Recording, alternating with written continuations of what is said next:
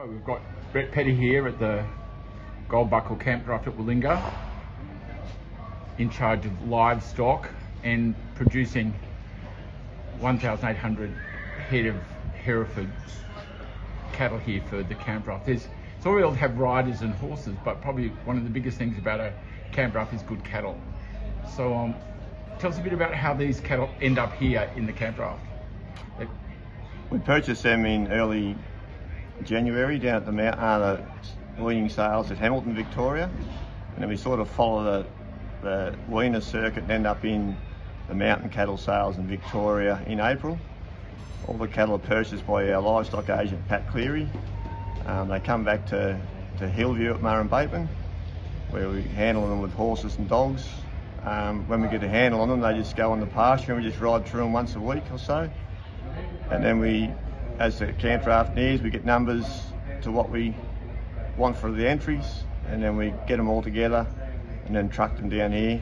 And then when they run their course here, we take them back to Hillview. Fantastic. They're certainly in beautiful condition. So when you pick them for the Campdraft, there's specifications that you look for as far as size or weight or? Not really, just temperament. When we get them in the yard, if something's a bit sketchy and a bit flighty, we sort of put it to the side, and all them ones we put them at the back of the property and forget about them until after the Campdraft. Then they come back in on the better pastures. Yeah. So none of these are bred by Terry or by Willinga Park? No, we purchased them in. A lot of them are bloodlines of Injamira Herefords at Holbrook, Mark Greening. Yes. He put us on to a lot of these clients that are his bull clients that buy bulls off him, and we buy a lot of their calves off them when they wean them. Fantastic. And you actually got 3,000 head of cattle to choose from out there? Yes.